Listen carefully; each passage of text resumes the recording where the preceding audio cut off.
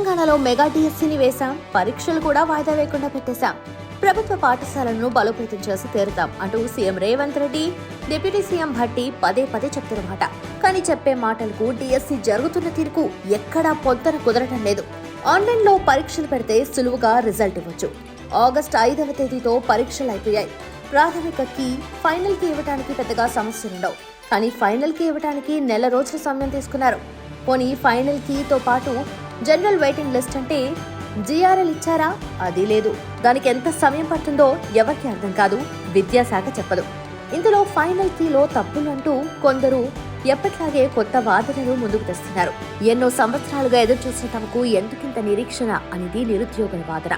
ఈ ఉద్యోగం వస్తుందో రాదో తెలియకపోతే ఇంకో పరీక్షకు ప్రిపేర్ అయ్యే వారుంటారు. ముఖ్యంగా కొందరు ఆడపిల్లలు పెళ్లిళ్లు వాయిదా వేసుకుని మరీ ప్రిపేర్ అయ్యారు.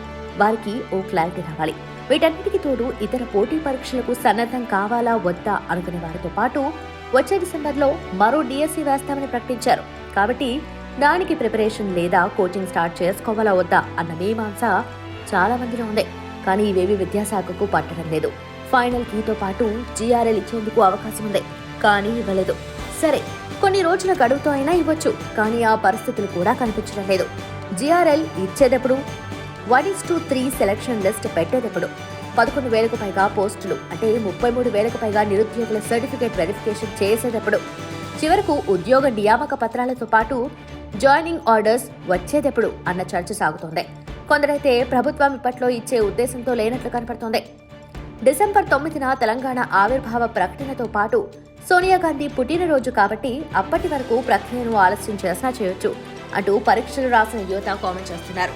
సీఎం దగ్గరున్న శాఖలోనే ఇంత ఆలస్యమైతే ఎలా అని వారు అసహనం వ్యక్తం చేస్తున్నారు. విద్యాశాఖ ఏం చేస్తుందో క్లారిటీ ఇస్తుందో లేదో చూడాలి.